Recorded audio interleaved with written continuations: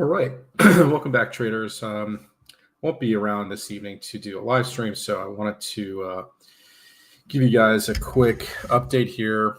The weekend price action obviously isn't the best to go off of, but what I want to kind of go through here is a little bit of the tether dominance chart here, and what's kind of going on in the equities markets with the dollar index and the 10-year and really the rates, because this is going to have implications as to where these markets are trending or heading right now. But first off, let's cover the tether dominance chart. Tether dominance chart here is currently, as of recording this video, has gotten rejected from that 6.22% region. We were looking at that region as potentially an area where we could see a rejection. Obviously we don't always know how this is going to play out, but we can see that we are rejecting this long-term resistance area here, kind of negating our double bottom. We would have liked to see, not that we would have liked to see, but for a technical break on the double bottom here to confirm a double bottom for Tether, we would have wanted to see candle body closes above this region here with continuation, right? Usually when you get a double bottom, you want to get to the neckline, break above the neckline to confirm that pattern. So right now, this pattern is actually being negated. And so, well, that's actually potentially a good thing if you're on the long side of, risk assets or crypto. So what we're actually looking at right now is a rejection of this region. We are looking to see if we will get follow through to the downside here on Tether. And if we do, we would expect the markets to continue to rally higher. Based off our weekly wave or bands here, we can see that Tether here is putting in a lower high with a higher high on price that we did put in. So that is a weekly bearish divergence that is formed, and we can see that the price action is kind of dictating that with Tether dominance coming off. And, Bitcoin and cryptos, catching a bid this week in a big way. And so let's kind of take a look at Bitcoin here real quick. So Bitcoin here, I think from a technical point of view, is fine as long as we're closing weekly candles above the 50-week moving average. The 50-week moving average historically here has been pretty much keeping us in this major uptrend or in this bull market. And even in prior bull markets, the same, right? So I think it's something that, as soon as we start to see a deviation from that, we can really start to get worried about, us not being in a bull market anymore.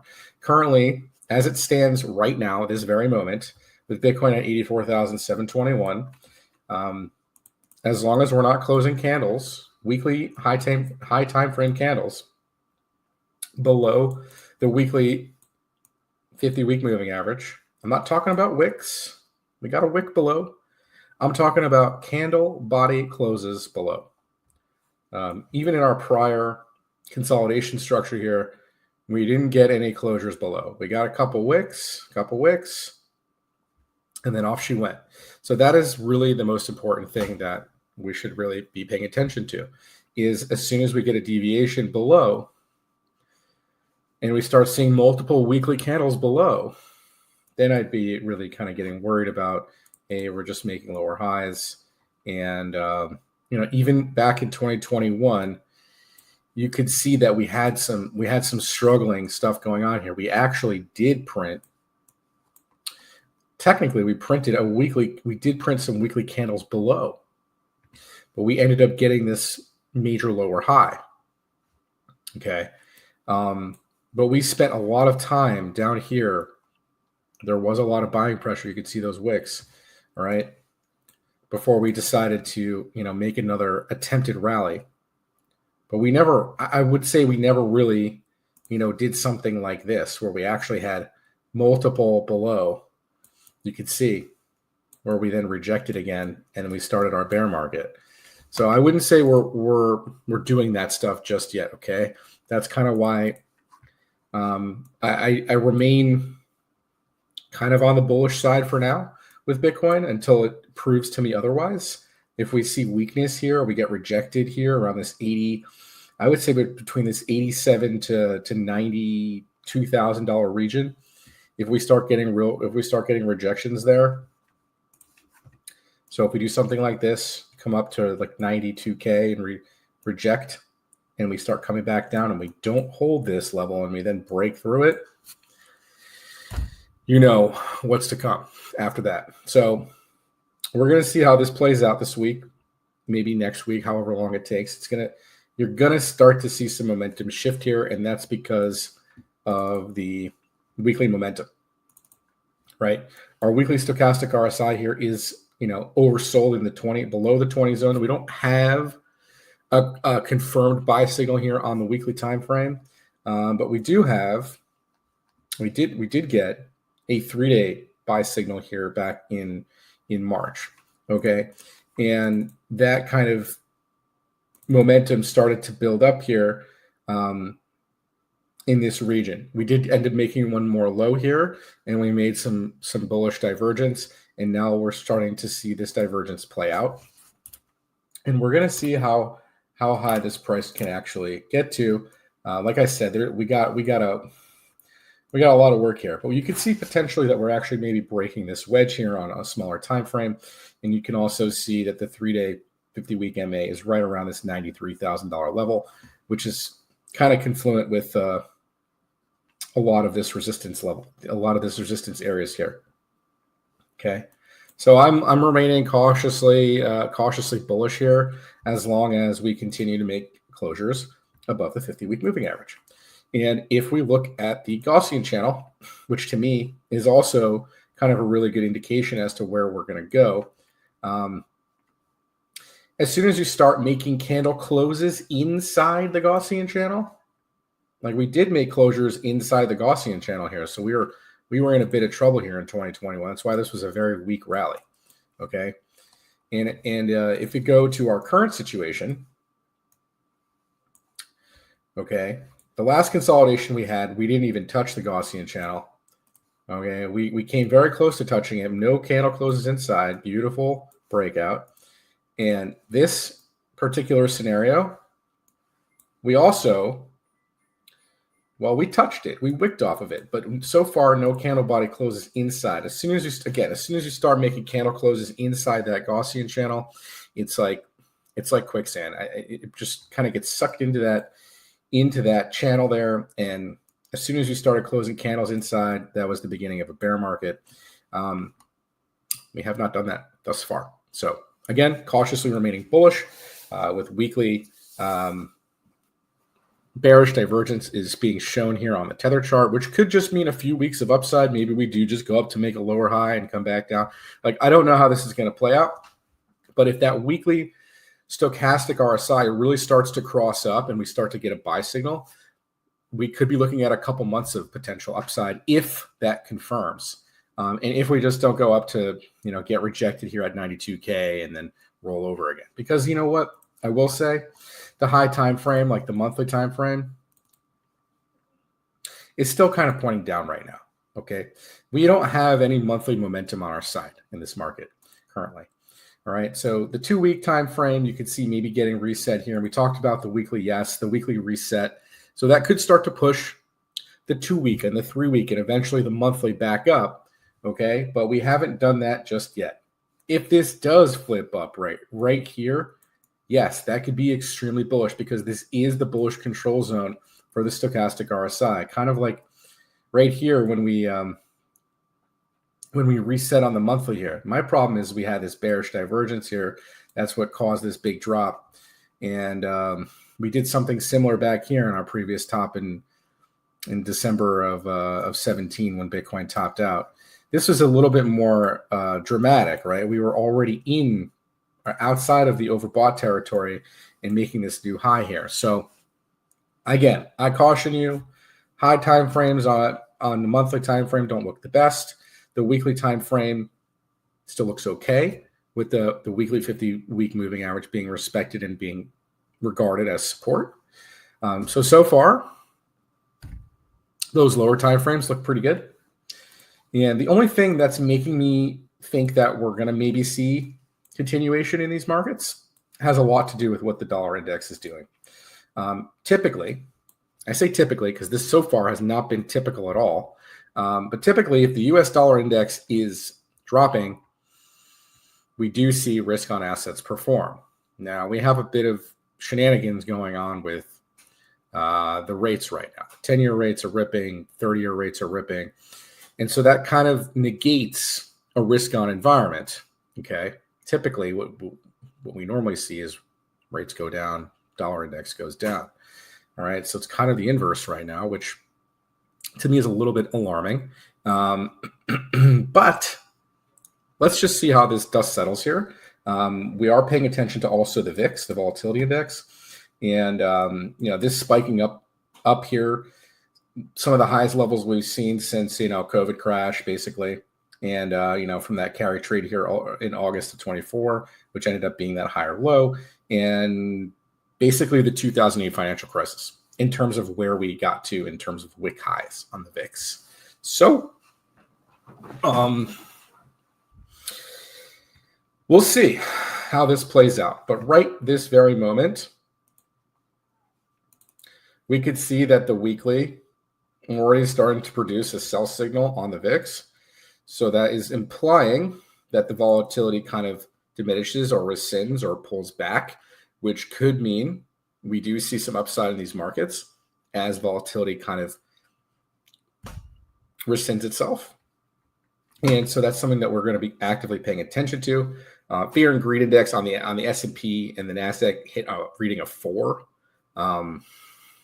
Usually when fear and greed goes to those lows, those are really good long-term buying opportunities. Obviously, none of this is financial advice, but as Warren Buffett always says, be fearful when others are greedy and be greedy when others are fearful, or however that quote goes. But that's kind of what I'm alluding to here, is that could have been a low. We have no confirmation of that low that's being put in, but we are getting reflexive rallies. And what we could see after that is a retest of those lows. So I'd be looking out for a retest of what the S&P did to really kind of confirm, hey, man, this is the low or this is a potential low. And if it's not, then right? So one low, nobody really knows. This is a reflexive rally. This is a bounce, a big bounce, because we had, again, RSI levels not seen since the COVID crash on the weekly time frame. We are flashing weekly MFI buy signals. We haven't flashed weekly MFI buy signals on the S&P since COVID lows, March of 2020. All right, so again, these don't necessarily dictate, hey man, we're going back into an uptrend, or hey man, this is going to make the market go up. It doesn't necessarily allude to that, but when you do get those signals, they don't come very often. And they should be at least regarded or paid attention to. All right. And yes, the weekly did reset here on the S&P. And, we are definitely seeing some buying pressure coming in at these levels, coming back down to the breakout areas here and bouncing off of it. I don't see any real structures being formed here. And what this could really end up doing is something like this, where we get this bounce and we come up to make a lower high somewhere. And then we come back down to retest, or maybe even make another low. Okay, so I'm not calling the bottom, or B, I'm not saying that this is over by any means. We need to monitor it. It needs to be kind of confirmed before we could say, okay, we had a breakout, we have a pullback and making a higher low before we can really say, okay, S&P is going to go higher. You can see the volume though, all right? A lot of buying volume came in last week on the S&P. I do suspect we can still see some continuation off this, especially since we're closing back above the 2-day, 200-day moving average. And I think we're back above the daily. No, we're not even. Okay, so we're not even near the daily 200-day moving average. So why can't we go up to at least test that? I think that would be something that we would do.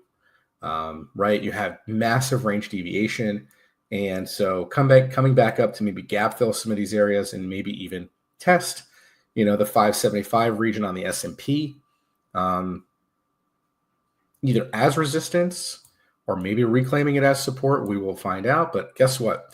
If we get up here and we get rejected and we come back down, we will be looking for that comeback down if we make a higher low. Because if we do come back down and make a higher low, we could be potentially looking at a double bottom to really send us higher.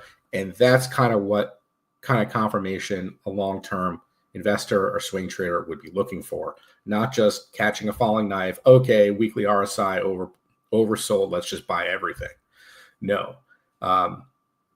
Oversold rally, we hit a resistance, we come back down to retest the lows. And so on that retest, if we fail to hold a higher level of support or break that low that we put in, we all know that the bottom is not in. Currently, we don't even know if the bottom is in. We're just going based off of oversold RSIs. Okay, let me make that clear. I'm not calling a bottom. I'm not saying anything about that. I am just telling you, when you have oversold RSIs, typically what happens is you get buying pressure. You get buying pressure in a major uptrend, which the S&P is in still a major uptrend. You're probably going to go up to make maybe a lower high somewhere. Like I just pointed out, probably the daily 200-day moving average around this 575 region. Keep a close eye on that region. I don't expect us to just blow right through this and go make a new all-time high. I don't expect that. I wouldn't rule it out, but I don't expect it. How about that? All right, because this could be some sort of slingshot move because of that weekly reset, but we're going to find out here pretty soon, pretty quick. By the way, guys, if you haven't done so already, make sure you guys smash up the like button, hit the subscribe button if you guys are new to the channel, and tick the notification bell. All right, so we just covered the S&P. We covered a bit of Bitcoin. We covered a bit of Tether dominance. Let's look at Ethereum, gold, and some of the other metal assets here that have been on runs. So gold is, well, on a moon mission. All right, so when you have uncertainty in the market and you've been in a consolidation pattern for quite some time, gold actually just been outperforming the market. Doesn't really surprise me that much. I did have something drawn out here. We are at the golden mean ratio. And typically when you're at the golden mean ratio, you do get pullbacks. That didn't really play out. So that's unfortunate because I thought maybe we would see markets maybe go up while that was happening.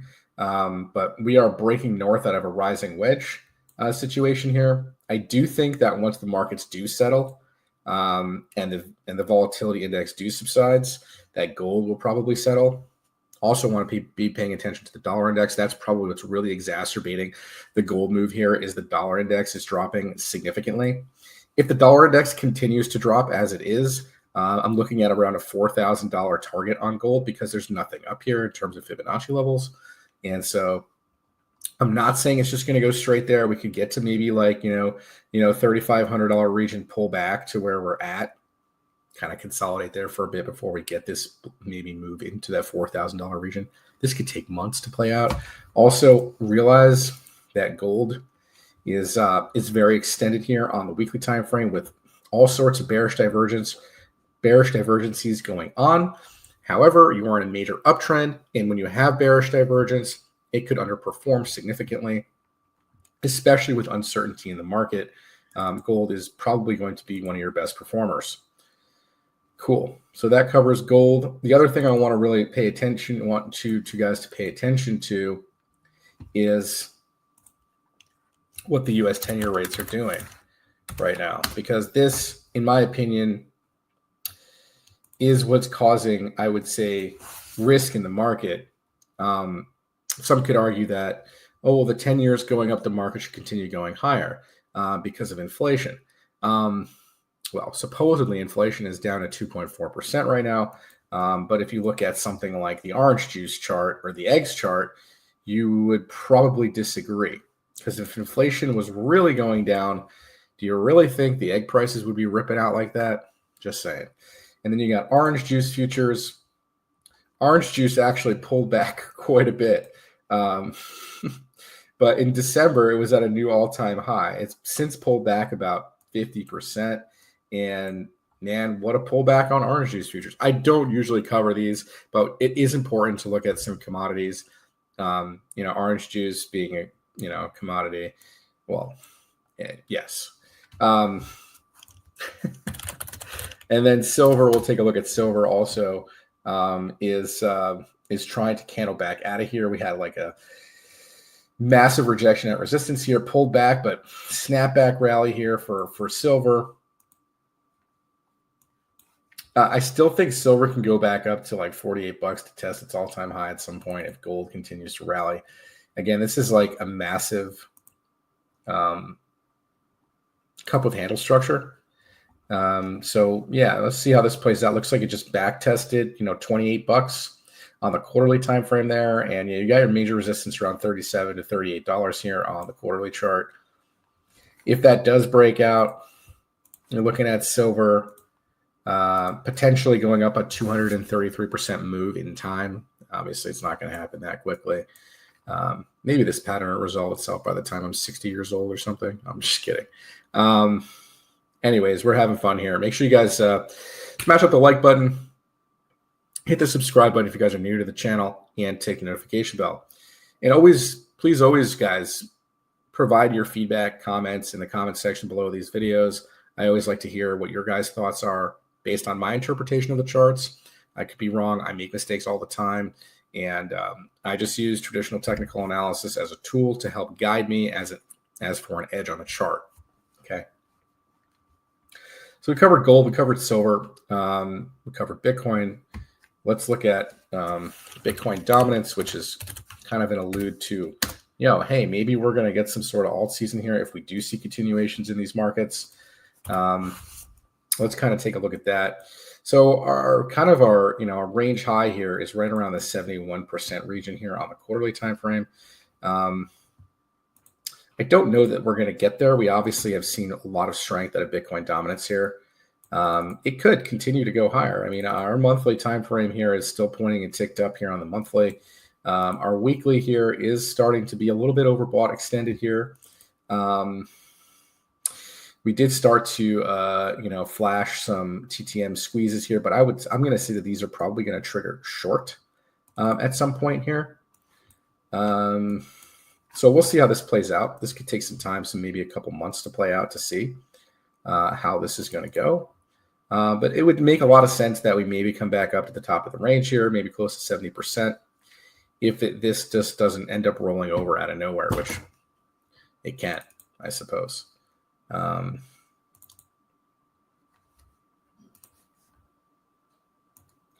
Yeah, so your weekly RSI sitting around 73. Your monthly RSI already very overbought, or extremely overbought here around 77, making higher highs on the RSI. So not really showing bearish divergence up here. Higher highs on the RSI with, well, not quite higher highs yet on the dominance, but candle body close wise right now, you are making a higher candle body close. We haven't closed this month yet, but so monthly time frame, I would argue that there's no bearish divergence right now, right? So making higher candle body closes with higher highs on the RSI is standard procedure. If we were making higher highs on the price with lower levels of relative strength, we would say that would be bearish divergence. You could start to say that it's maybe beginning to diverge here, or at maybe a long-term trend line. You could see resistance up here where this maybe pulls back and the altcoins maybe get some relief because they are so beat up, as we've been seeing the altcoins get some relief.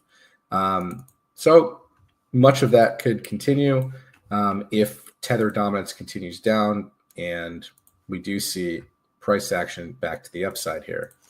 But I am looking at, 67% region here potentially if we don't see an immediate rejection here or follow through on rejection there. And what we're really wanting to look at here is ETH Bitcoin, because I will say the ETH Bitcoin ratio here is pretty oversold. We are oversold drastically here on the monthly time frame. I do suspect at some point this to recover and make a run. We are starting to flash buy signals here on the ETH Bitcoin ratio. We haven't done that, well, probably since October of 2017. I don't really count this here in December. This was just like a slight green flash. You could see more specifically here, you can start to see this really start to flash green here, okay? And our wave trend, you can see, is very, very oversold. We've never been this oversold on the ETH Bitcoin ratio chart before. That's not to say that this can't end up breaking this low, but I wouldn't bank on that because of how oversold the RSI is. So this is my the only thing that's making me think that these markets are really going to go higher is actually the ETH Bitcoin ratio. Ethereum, failing to break all-time highs so far this cycle and making the major retrace back down. Now you have Tether dominance showing us some signs of maybe potential reversal on the weekly chart. The high time frame on Tether is still looking kind of bullish, so we need some things to really start to shift quickly so that monthly does get rejected and we can see continuation in these markets. That's why I'm kind of erring on the side of caution right now. All right. And so, but again, if you were strategizing to roll Bitcoin for Ethereum, well, we'd want to see a confirmation low be put in. We don't have a confirmation low being put in. We are monthly RSI oversold, which is something to consider. When the RSIs are oversold, these could be buying opportunities or areas of value against Bitcoin. So just keep that in mind. All right. Cool. I think we've covered a lot of ground here for this video. If you guys liked it, make sure you guys smash up the like button, hit the subscribe button, tick the notification bell, all that fun stuff. And I apologize again. I won't be streaming tonight. I will resume those next week. Appreciate all you guys tuning in, and we'll catch you guys in the next video.